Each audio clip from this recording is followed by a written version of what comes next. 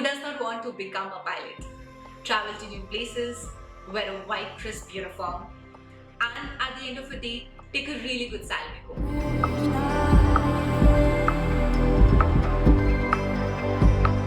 Growing up, many people aspire to become a pilot, but not everyone is able to pursue this dream because of dearth of information. Let's change that today. In today's video, I will give you a bird's eye view on how to become an airline pilot. Because I myself am an airline pilot by profession, I will also clarify the most common doubts you might have. What do we have on today's agenda? Number 1, different types of pilots. Number 2, what are the minimum requirements to become a pilot? 3, step-by-step journey to become an airline pilot. Finally, and a bonus tip for everyone. There are two kinds of pilots, commercial pilots and non-commercial pilots. Commercial pilots fly scheduled and non-scheduled flights. Under scheduled flights, you have flying for the airlines such as SpiceJet, Vistara, etc. Under non-scheduled flights, you have air ambulances, charter, corporate flights such as the flights for Tatas and Birlas. Under non-commercial pilots, you have the Indian Air Force, Indian Navy, and the pilots flying for the Indian Coast Guard. In today's video, we are going to talk about how to become a commercial pilot, because becoming a military pilot is a different ballgame altogether. To become a pilot, there are broadly 4 things we need. Number 1, physical and mental fitness. So step number 1 is to ensure that you are fit enough to be a pilot, aka get your medical certificate or the class 1 certificate. The initial test will be thorough and will consist of tests such as ECG, blood profile, etc. The initial test can only be conducted by few chosen doctors. Who are these doctors and where can you find them? The information on the same will be in the description box below. Can you become a pilot if you wear spectacles? Oh no! Oh no! Absolutely, as long as you have 6x6 with spectacles.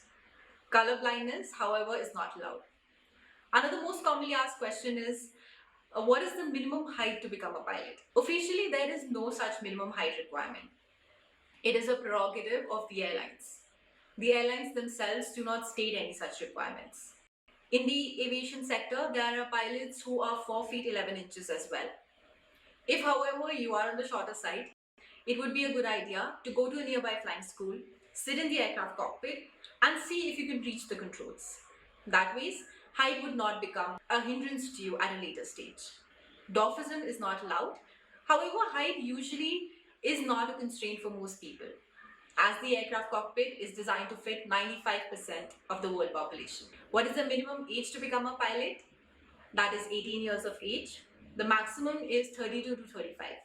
Second, minimum education qualification, which is class 12 pass with physics and maths. Can you become a pilot if you took arts or commerce? Absolutely. As long as you pursue your physics and maths from NIOS, which is National Institute of Open School, you can do it alongside your flying training. Number 3 is having acceptable English proficiency. That simply means you should be comfortable in communicating in English language. 4th is having flying experience on an actual aircraft. To get this, you would go to a flying school. Now, having met the basic requirements, let's look at the step-by-step journey to become an airline pilot. Step number 1 is flying training. Flying training has 2 parts. 1 is the theory, clearing your theoretical examinations, which would test you not only on the know-how of the aircraft, but also the aviation in general. Step 2 is the practical part, where you actually learn how to fly an aircraft. This aircraft will be small and 4-seater. On an average, flying training takes around 2.5 years. It also depends on which flying school you go to. I personally went to IGRUA, or Indira Gandhi Rashtriya Udan Academy, which is considered one of the most prestigious institutions in India. There are flying schools both in India and abroad. At the end of the flying training, you get something called as CPL, or Commercial Pilot License. With CPL in hand, you can now apply to different airlines, each of which will have their own recruitment process. If you recall, the earlier training you did was on a smaller aircraft. Once employed by the airlines, They would want you to train on bigger aircrafts. This training is called type rating. Because you're a fresher with no prior experience, you are expected to pay for this training.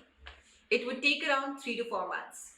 After some more training, which would take approximately around 5 to 6 months, you get released as an airline pilot. Your designation is now that of a first officer. Depending on which airline you join, you might wear 2 or 3 stripes on your shoulder.